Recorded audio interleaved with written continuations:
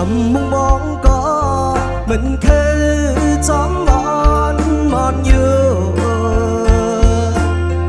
mình hàng mã giòn nơi rời quê nà hậu ẩm thức nhà gần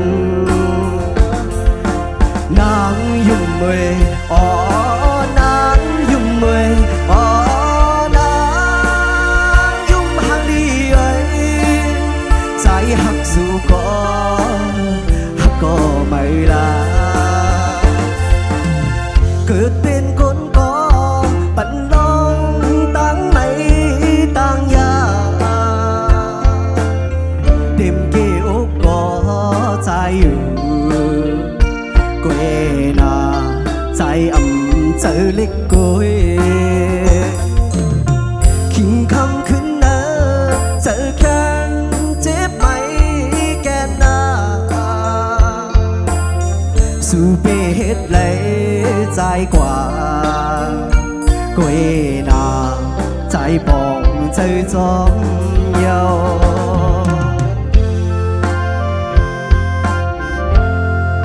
โยกค่ะโยกลอยๆค่ะ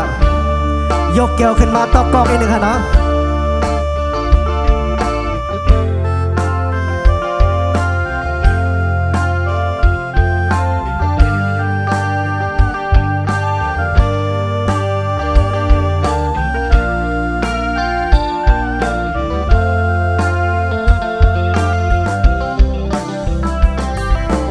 นางยุ่งเว้ย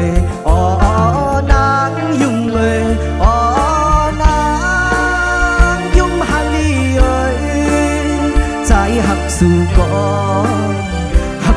mày là cứ tên con có bận lòng tăng mấy tăng nhà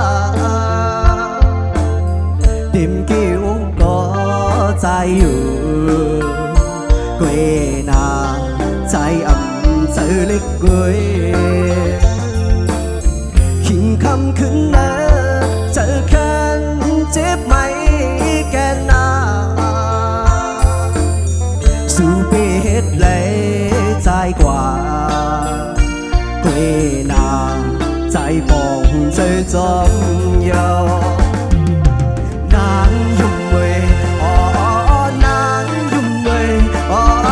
nàng dùng hàng đi ơi trái hắc dù có mày là trái hắc dù có